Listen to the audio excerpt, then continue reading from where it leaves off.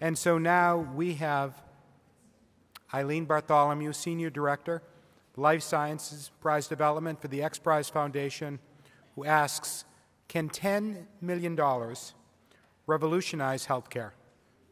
Eileen? Thank you, Jen. All right, where do we have it? Okay. Advance. Awesome. Sounds good. And back.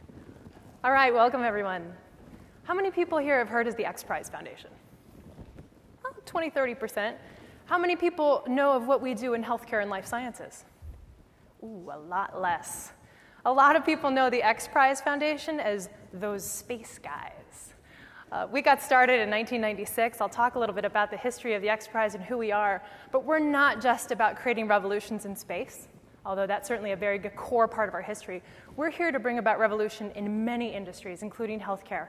My background is in life sciences, and I help do a lot of the prize design work. And I want to talk to you today about some of the prizes that we have in design and how we think we can revolutionize healthcare, maybe with something as simple as $10 million. But why are we here? Why is the Xprize interested in healthcare and life sciences? Well, it's a mess.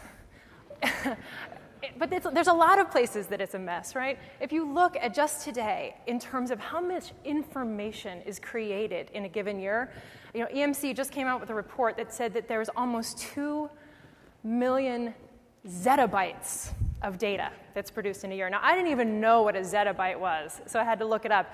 It's 1 trillion gigabytes. So to give you an information about how much that is, everyone has an iPad, raise it up.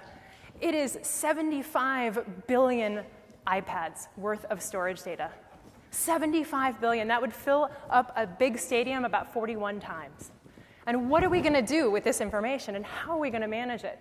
And healthcare is no exception. We heard earlier from Atul, thousands of diagnoses codes, dozens and dozens and hundreds of given medical procedures, actually thousands of medical procedures. And what happens when our personal genome comes online? And all of those 3 billion base pairs that are in one person takes almost 800 megabytes worth of data. Pretty big situation. And when we see situation overload, we think there's an opportunity for a prize. Why? Because what a prize does is a prize brings clarity to a situation. Because we don't focus on just any solution. We focus on framing the problem. Our prizes are metric prizes, meaning that we launch it by saying, we will give a prize purse to the first team that can accomplish this objective. And this objective is very clear, very measurable. We call it water cooler moments, that you could explain it to your mom or your colleague while getting a glass of water in the office or having a cup of tea at home. And the types of prizes that we launch are things that are world-changing and consequential. We think that, yes, while 1 brain is good and 2 brains are better, 6 billion brains could be really impactful. And how can we leverage a competition element to bring new thinking to old problems? And frankly, we launch prizes that are risky. Our CEO likes to say that America was founded on risk and innovation and taking chances. And we've lost a lot of that. We have a lot of things now competing for our time and attention, down to things like quarterly results and profits. When you launch a prize, people will go to the ends of the earth to compete. They may get hurt.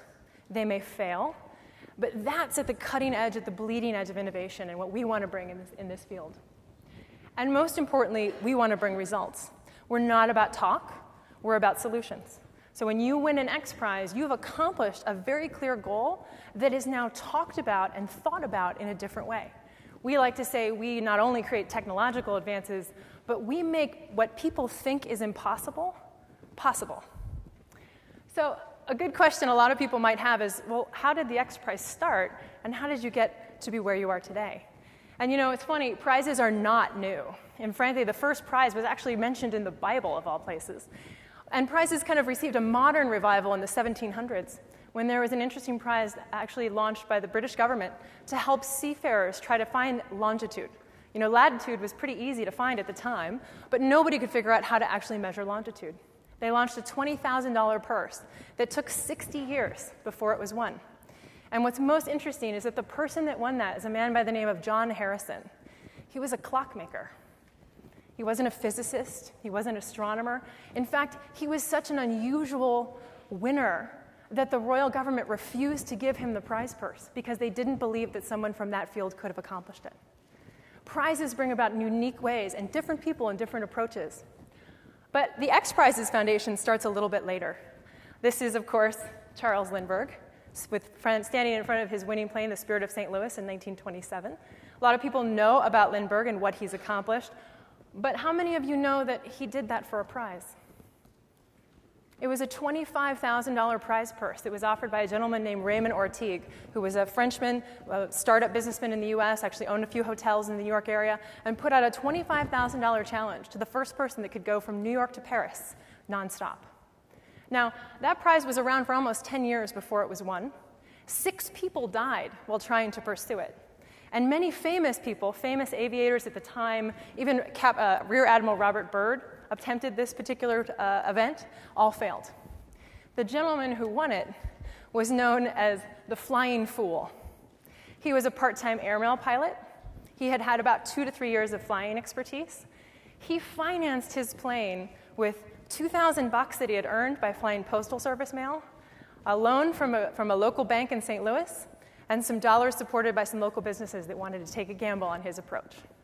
He took that $15,000 and built a single-engine airplane called the Spirit of St. Louis. It was built in San Diego, my hometown. And he sacrificed everything for speed and for fuel efficiency. He decided to go with a single-engine plane. Why? Because he knew that if he had a double-engine plane and one of them went over the Atlantic, he was toast anyway. He trimmed the edges of his maps to sacrifice for weight. And of course, we all know what happened. He won. The least likely candidate, the one that had zero expertise, no backing, no credentials, was the one that pulled it off. And what's most important isn't his story, which is an amazing story about innovators and entrepreneurs and what can happen when you put a prize purse out, but it's also about what happened afterwards. He started what became the $300 billion commercial aviation industry. A year after he won this prize, the number of passenger travels went from 6,000 to 200,000 within a 2-year period. Within 3 years, the number of airports went from a few dozen to several hundred. He changed the way we thought about travel and transportation, and that's really what an Xprize can do. So with that inspiration, we launched something called the Ansari X Prize. We got $2.5 million in seed funding from the group of businessmen in St. Louis, just like had funded Charles Lindbergh. We launched that with a $10 million prize, and that prize was very simple: to take a privately financed team to build a spaceship and go 100 kilometers above the Earth's surface twice in 2 weeks. Very simple set of rules. From that, 27 teams registered in pursuit of this prize and spent over $100 million in making that happen. And when that prize was won in 2004, it became the genesis of something we call the commercial spaceflight industry. And now you've probably heard of Virgin Galactic and some other organizations that are working to do that and really pick up where NASA and others have left off. But that's the model of a prize. Highly leveraged. For a $10 million prize purse, we saw 10 times that spend in pursuit of risk. Efficient. Only the winner was paid. But all the others that came in second and third and fourth still went on to create valuable companies and innovation. And at the end of the day, an Xprize is trying to spark industry, to spark change. So we've got a couple of other prizes. This is the Google Lunar X Prize, $30 million. Pretty simple. Build a robot, put it on the moon, have it send back data and information, and rove about 500 meters. We're also in the field of healthcare and life sciences. We have the Archon Genomics X Prize. This is a $10 million competition to sequence 100 human genomes in 30 days or less to the level of a medically grade genome, something that we're actually creating and defining with the FDA on what it means to be a medical grade genome. And our most recent competition that was just won this last week, the Wendy Schmidt Oil Cleanup X Challenge, just about a $2 million competition to improve the pace and surface of oil recovery. The winning team bested industry average by 4 times in terms of its ability to pick up oil from the ocean surface. Pretty impressive and amazing. But we've got some other ideas. And in the healthcare and life sciences field, there are ample opportunities for that. We look at things like bionic exoskeletons for aged and paraplegic persons. We look at things like blood tests from cancer blood tests, growing stem cells, and actually creating whole organs just from the somatic or even stem cells. So a lot of ideas behind what we want to do in the coming years and how we want to use the prize model to make effect and make change. But as one of our advisors tells me every day, Healthcare isn't rocket science. It's a hell of a lot harder. You know, when we went to design the Ansari X Prize, not a lot of people gave a damn about space.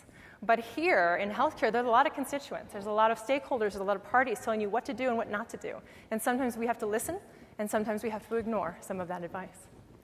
So our next prize and our next opportunity, we think, is going to help disrupt healthcare. And we don't think healthcare is unique. There's a lot of industries that have ongoing disruption over the past few years. And when we think of disruption, we think of things that were at one point in time really expensive, hard to understand, maybe had to be only the wealthy could have. And a lot of industries have seen that. Back when photography got started, when telephones existed, and even when air travel started, it was the purview of a very small group of people. You know, and today, healthcare is that way as well. Without the largesse of a number of employers, many of us wouldn't have access to that kind of healthcare. But we think by disrupting that, we can help make that change. So I want to tell a brief story about disruption, particularly in the PC market. Probably all know the Apple personal computer here. But when it came out, it was laughed at. It was a toy. Hobbyists used this to do basic things like calculate numbers and maybe type up a few words.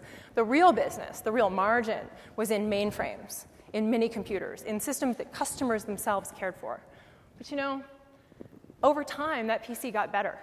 And now you have it in the palm of your hand, what was once in rooms and rooms and rooms. And we see that happening today in healthcare and life sciences. This is, for example, the Body Media Watch, Body Media System. It's tracking 4 variables, some simple things. Affectiva has some portions of that, galvanic skin response, temperature, accelerometers. Right now, pretty much a toy. But in the future, that type of data and that type of information is going to revolutionize the industry of healthcare, just like the personal computer did for the case of the computer industry. And we think the key to that disruption is to bring about things on a smaller scale with lesser and lower costs, and do so for people that don't need the kind of skill and training, the years of medical expertise to make it happen, because the systems themselves can be that smart and that awesome. And a big part of what we think is a major impact is precision and de-skilling. When we can get to precision medicine, medicine that without a doubt has a definitive diagnosis because it's based on data, we can start de-skilling medicine, bringing it to consumers, bringing it outside of hospitals and minute clinics and into homes, into people's hands. And again, that's not unusual in the marketplace. We all remember this picture of an ATM. Anybody remember back before ATMs, every Saturday morning you had to go to the bank, meet with the teller. I remember the pneumatic tubes that used to send out not only your deposit slip back, but if I was lucky, a lollipop. Doesn't happen anymore. Too much power. But we're seeing this in healthcare now. This is an example of just a simple strip test for a urinary tract infection. And if we start to de-skill healthcare into better and more precision diagnosis, we can start to convert speculative, beard-stroking, experience-based decision-making into precision diagnosis. And with precision diagnosis can come ongoing effective treatments and effective management regimes to make a difference. And that, deployed in a radical way, deployed into the hands of an engaged consumer, can start to make a difference in health and in healthcare and health costs. So the X Prize is grand challenge in healthcare, with a prize that we're actually funding and designing in partnership with Qualcomm, is to actually begin to make consumers the CEO of their own health. And we feel like we can accomplish that by a couple of ways. One, we want to de-skill the art of precision medicine, bring sensing and diagnostic technologies to the forefront and to mobile devices, and do that so that we can make health a willing part of consumers' life. So we're actually launching a prize, hopefully announcing it in 2012, called the Tricorder X Prize. This is modeled after the tricorder from Star Trek, if you've ever heard of it. That's a device that used to be able to go and scan bodies and tell you what was wrong with them and did a lot of other fun things. But for our prize, we're looking at bringing this kind of technology to the forefront of diagnosis in mobile platforms in the hands of a consumer. And our competition is structured so that we would award $10 million to the first team that could accurately diagnose 15 conditions in 3 days or less without any human interaction and any human skilled interaction in the hands of a consumer for $10 million. So stay tuned. In parallel with that, we're also going to be launching something we're calling the Sensi X Challenge, because we recognize that to get there, a lot of breakthroughs have to happen in sensing and sensing technology. Because let's face it, a lot of the real horsepower is still behind the doors of laboratories. CAT scans, MRIs, culture. We need to bring about a revolution in things like Affectiva and other types of systems to bring about sensing breakthroughs. And we think by incentivizing that development, we'll actually be able to create an ecosystem where teams can put together those solutions in a tricorder and potentially bring it to bear. So we're launching something called a Sensi Next Challenge, which will be a yearly competition for $1 million over the course of 3 separate engagements to reward breakthroughs in novel sensing. Companies like Affectiva, companies like Body Media, doing nifty things for consumers. But hey, I'm a realist too. I understand we're going to have a lot of problems getting up in this field. And we know that there's a long way for technology to go. But we think that the basic building blocks in this field is being established already. We've got cloud computing that's growing at an astronomical rate. Smartphones are pretty much being spread to the furthest corners of the universe. And things like healthcare and mobile apps are starting to get the engagement of consumers. The pot is bubbling at the edges, and we think we can take advantage of that. But we also recognize that in order to do this, we have to harness consumers' interest as well. It's one thing to offer a service for health to a payer or provider or a physician. They're motivated to care for financial and other reasons. Consumers are different. We have to engage them and make health a willing part of their life, and doing that is no easy trick.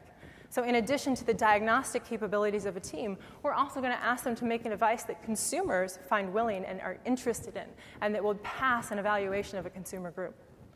And lastly, the big R word, regulation. We are going to bring about, potentially, a consumer diagnostic device. It's going to make a claim. Whoa. We're going to have to take on some pretty big regulations, potentially with the FDA and others. But that's a role we've done before. When the Xprize for the Ansari X Prize was won, there was no regulations to actually launch a private spaceflight. No one even had thought about it because space was always for big governments. We had to work with the FAA and the Department of Transportation and the US government to actually create regulations to oversee that and make it safe, make it effective, and make it real. And we're going to be doing the same, likely with the FDA. A few of you may have heard of their innovation pathway, which is a new way of evaluating novel medical devices and applications. We're hopefully going to be a part of that process and really get a good dialogue going with what it means to bring about consumer-based health systems and health solutions. So a group of us at the Xprize, I always say that the staff at the Xprize are a group of wannabes, because we probably all wanted to be something else and decided that because of certain circumstances we weren't able to, so instead we're trying to create the place and the opportunity for others to do that. Peter Diamandis wanted to be an astronaut, realized he probably wasn't going to make the cut, so launched the Ansari X Prize to actually launch a private space industry.